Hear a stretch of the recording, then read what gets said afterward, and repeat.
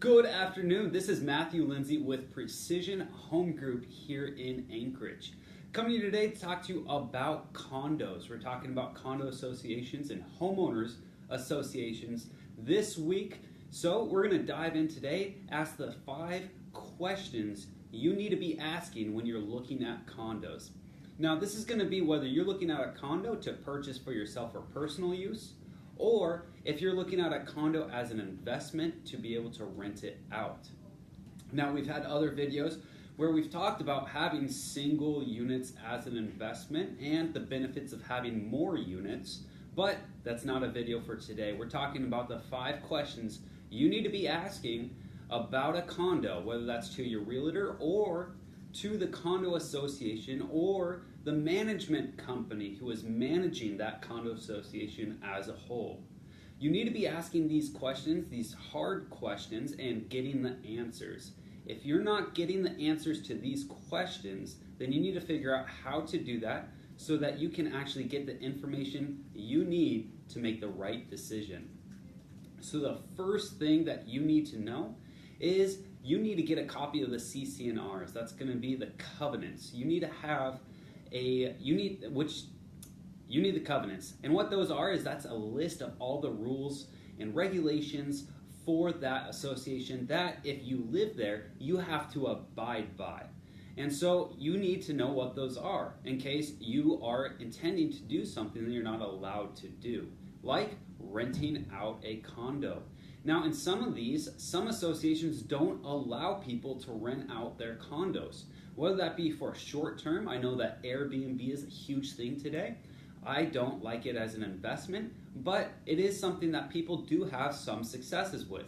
So some people want to buy a condo and rent it out. Some associations don't allow that, and that's clearly spelled out in their covenants, but not everybody reads into that. So they go through with the purchase of this condo.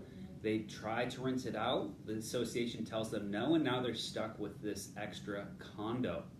Some associations don't let the short term, like we're talking about the Airbnb, or the long term, and that is going to be your month to year long leases, right? So dig into those covenants, to those CC&Rs when you get them from your realtor, and look through them all for yourself, especially if you're not expressing what your intentions with that property are to your realtor. Number 2, look at the meeting minutes of that condo association and look at what are the biggest complaints, what are the biggest issues, what are the biggest motions being passed in those meetings. So periodically, that condo association is going to hold meetings. And they're going to talk about, whether that's monthly or quarterly, they're going to talk about different things going on in that association. Most of these associations are actually incorporated, so they're going to have a president, a vice president, a treasurer, secretary, and all these different positions. And they're going to come together, they're going to bring everyone in, and they're going to vote on different motions. So it's going to behoove you to actually go in and look at these meeting minutes, which is an explanation of those meetings. You're going to look at those meeting minutes, you're going to look at the motions passed and everything going on and see if there's anything going on that you don't like or want to be a part of. So that's number 2. Number 3 is you need to know how much the condo association dues are. Now these dues are monthly payments that you pay to the association. Most of the time, these are going to cover things like exterior maintenance of the building, like the roofs, the sidings, things like that. Sometimes they include landscaping or snow removal. Sometimes they even include some of the utilities, like heating. They may have other utilities involved in there, like water and sewer as well. So look into, 1, how much are the dues, and 2, what do they cover? Because a lot of times it could cover most of the utilities, and it could be $100, it could be $500. You need to know how much you're going to be spending on dues every month so that you know how to budget.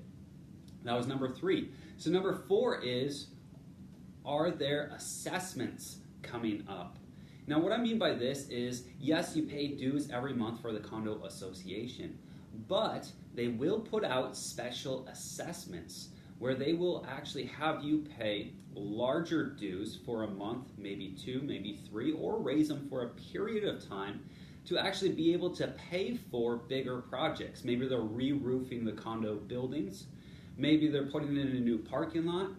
There's a vast array of things that they could be doing, and that could be a future planned assessment. So you need to look into that and see, hey, is there any future planned assessments going to be taking place? And if so, what is that going to cost me?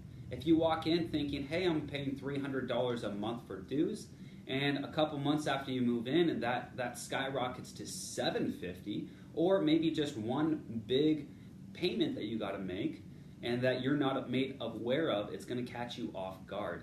So check in to see if there's any assessments coming up so that you can be prepared for them. And then the last question you should know is, what are the reserves looking like? So these condo associations are going to have a reserves account where the dues are put into, they can pay stuff out of there, and they can put excess money aside. They're required to have a certain amount of reserves for those bigger projects or emergencies. Now, a lot of condo associations do a really good job of managing that and making sure that reserves account is full. But some associations don't. So you need to know that, hey, do they have money in that reserves account? Or if something big happens, am I going to have to pay for that? So this is closely aligned with number 4, which is assessments coming up. But more so, this is the security of a reserves account. So these are 5 different questions or things that you need to be finding out, asking questions, getting information on before you move forward with a condo purchase, whether that's as an investment or for personal use.